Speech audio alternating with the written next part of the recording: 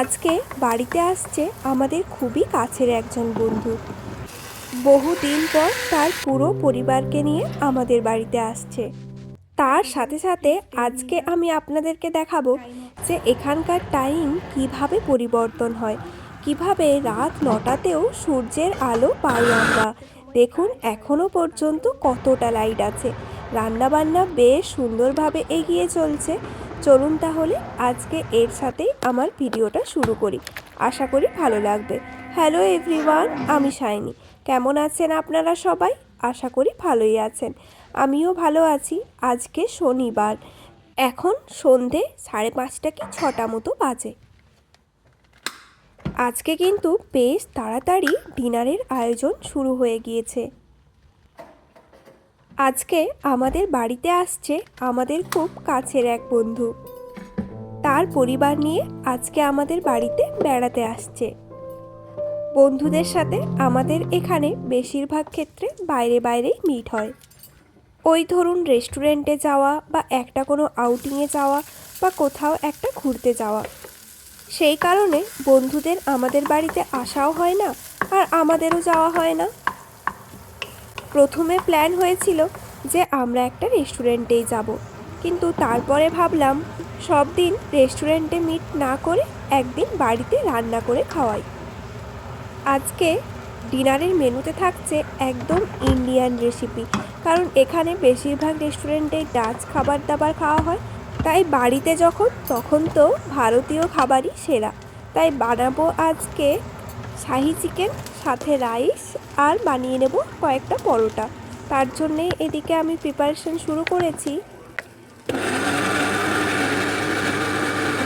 তাই ভাবলাম আপনাদের সাথে একটু শেয়ার করি। তারা এই যে মিক্সিটায় আমি মশলাটা পেস্ট করে নিচ্ছি। এখানে জিঞ্জার আর গার্লিক পেস্ট করে রাখছি, আমি পুরো সপ্তাহেই এটা হয়ে যাবে। পেস্ট তো হয়ে গেল, এরপর তাহলে ওইদিকে রান্নার দিকে যাওয়া যাক। কড়াইয়ের মধ্যে খানিকটা পরিমাণে সর্ষের তেল দিয়ে জিরে ফোড়ন দিয়ে লাল লাল করে পেঁয়াজটা ভেজে নিই। এরপর আগের থেকে ম্যারিনেট করে রাখা চিকেনটা দিয়ে দিই। এর মধ্যে বেশ খানিক মশলা দেওয়া আছে। জিরের গুঁড়ো, ধনে গুঁড়ো, হলুদ গুঁড়ো, লঙ্কার গুঁড়ো, চিকেন মশলা, সর্ষের তেল, 1 চামচ মতো আদা রসুনের পেস্টটা দিয়ে দিলাম। এরপর ভালো করে ভাজতে হবে। আমাদের দেশের বাড়িতে দেখি যে আত্মীয় স্বজনরা বা কাছের মানুষেরা সব সময় আমাদের বাড়িতে আসা যাওয়া করে, বা আমরাও তাদের বাড়িতে যাই। তবে এখানের পরিবেশটা একদমই আলাদা, জানেন। এখানে কেউ কারো বাড়িতে গেলে, বিশেষ করে বন্ধুবান্ধব হলে, আগের থেকে অ্যাপয়েন্টমেন্ট নিয়ে যেতে হয়। আমরাও যেমন তাদের সাথে অ্যাপয়েন্টমেন্ট বুক করে তাদের বাড়ি যাই, তেমন তারাও আমাদের বাড়ি আসার আগে অ্যাপয়েন্টমেন্ট নিয়ে আসেন। প্রথম আমার এই সিস্টেমটাকে ভীষণ অবাক লাগতো। এখন এই সিস্টেমটা এত রপ্ত হয়েছে যে কেউ ফোন না করে আসলেই অবাক লাগে। তবে কেউ ফোন না করে কখনো আসেও না। তবে সাধারণত কেউ যদি কখনো কোনো জিনিসপত্র এমার্জেন্সি বেসিসে কাউকে দিতে আসে বা দরকার হয়, তখন তাহলে সেটি বাড়ির দরজার কাছে রেখে দিয়ে একটি মেসেজ করে দেন যে তোমার বাড়ির দরজায় আমি এই জিনিসটি রেখে আসলাম। এরপর যেহেতু শর্ট নোটিস, তার জন্যে সে আপনার বাড়িতে ঢুকবেও না, ফোনও করবে না, মেসেজের মাধ্যমে জানিয়ে দেবে যে জিনিসটি তোমার বাড়ির কাছে রাখলাম। গল্পে গল্পে এই রেসিপিটায় কি কি দিলাম সেটাই বলা হলো না। ওই যে আমি ওইখানে একটা পেস্ট বানিয়ে নিচ্ছি, যার মধ্যে আছে টমেটো, দই, কাজু আর কিছুটা পরিমাণে এলাচ, লবঙ্গ, দারচিনি। এইদিকে চিকেনটা একদম লো স্টিমে কুক হচ্ছে। কিছুদিন আগে এক বন্ধুর বাড়িতে আমাদের লাঞ্চের নিমন্ত্রণ ছিল, যেটা সে আমাদেরকে প্রায় 2 মাস আগে নেমন্তন্ন পাঠিয়েছিল। আর হয়তো তাদের বাড়িতে হার্ডলি আমরা 2 থেকে 2.5 ঘন্টা ছিলাম। সেইটুকু সময় কাটানোর জন্যে আমাদেরকে এত দিন আগের থেকে নেমন্তন্ন পাঠিয়েছিল। এদিকে তো ভাত হচ্ছে, চিকেনও হচ্ছে। আমি কিছুটা পরিমাণে ধনেপাতা একটু ভালো করে ধুয়ে পরিষ্কার করে কুচি কুচি করে কেটে নিই, লাস্টে চিকেনে দিতে লাগবে।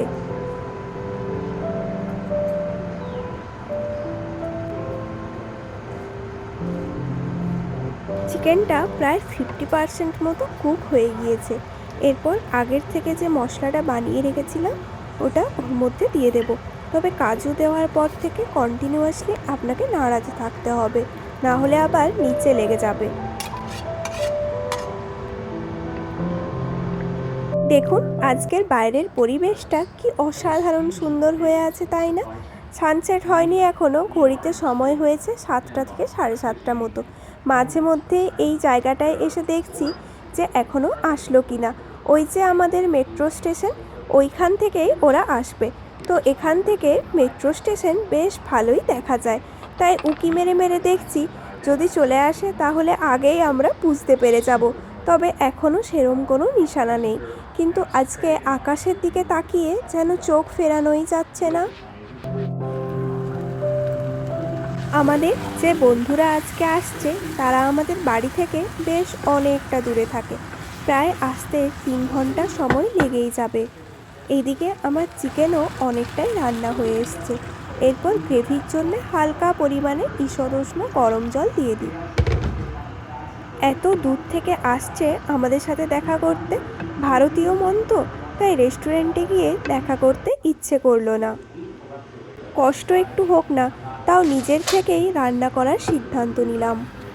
কাল অবধি রেস্টুরেন্টে মিট করারই প্ল্যান ছিল, কিন্তু শেষ মুহূর্তে বললাম যে ওদেরকে বাড়িতেই ডাকো।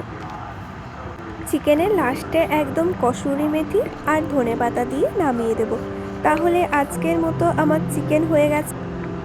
এখানে বেশ সুন্দর সুন্দর ফ্রোজেন স্ন্যাক্স অনেক রকমের পাওয়া যায়, তো সেরম কিছু স্ন্যাক্স আমি নিয়ে এসেছিলাম, ওগুলোই সব ওটিজির মধ্যে দিয়ে দিয়েছি। ওরা কুক হতে থাক, তখনকে আমি এই যে পরোটাটা আছে সেটা বার করে রাখি, যখন আসবে তখন গরম গরম বানিয়ে নেব। এগুলো কিন্তু এখানকার বেশ সুবিধা। দেখুন কি সুন্দর পরোটা করা রয়েছে, জাস্ট ভেজে নিলেই হবে। বন্ধুরা চলেও এসছে, চলুন তাহলে এরপর গরম গরম কিছু পরোটা ভেজে নিই। এই দেশে বন্ধু বান্ধব কাছের মানুষদের সাথে দেখা করতে গেলে অ্যাপয়েন্টমেন্ট যেমন দরকার হয়, কিন্তু এদেশে বসবাসের জন্যে আমার মতে তার কিন্তু বেশ উপকারিতাও আছে। প্রত্যেকটা মানুষই এখানে জীবন জীবিকার জন্যে চরমভাবে কর্মব্যস্ত।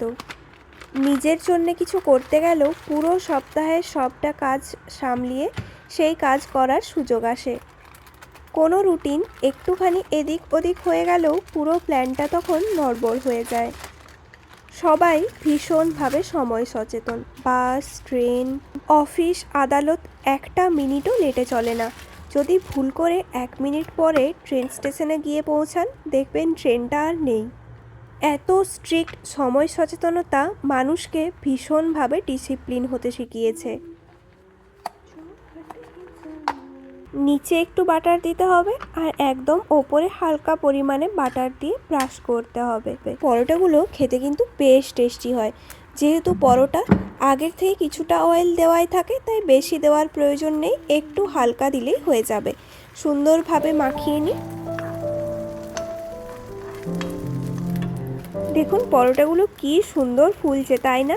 বেশ ভালো লাল লাল করে ভেজে নিতে হবে, তবে তাড়াতাড়ি গরম গরম খেয়ে নেওয়াই ভালো। একটু ঠান্ডা হয়ে গেলে অনেকটা ব্রেড টাইপের খেতে লাগে। সেম ম্যাটেরিয়াল দিয়েই তৈরি হয় হয়তো, যার জন্য টেস্টটা এরম আসে। বন্ধুরা যারা এসেছিল তারা খাওয়া দাওয়া করে চলেও গেছে, খুব একটা সময় ছিল না তাদের হাতে। ওরা চলে যাওয়ার পরে আমরা খাবার নিয়ে বসেছি। এই যে, চলুন তাহলে আজকে এর সাথেই ভিডিওটাও শেষ করলাম। যদি আমার ভিডিও আপনাদের ভালো লাগে তাহলে অবশ্যই লাইক, কমেন্ট, শেয়ার করবেন। দেখা হবে পরের নতুন একটি ভিডিওতে। Thanks for watching my video, thank you so much. তবে আজকে আর সব রেসিপিগুলো আমি আপনাদের সাথে শেয়ার করতে পারিনি, কারণ সবগুলোর ভিডিও করার মতো সময় হয়নি। যেদিন নিজের মতো করে ভিডিও বানাই সেদিন তো অনেক সময় থাকে, তবে এই সব দিনগুলোতে আর ভিডিও করার মতো সময় পাই না, কারণ ভিডিও করতে তো একটা অনেক সময় লাগে।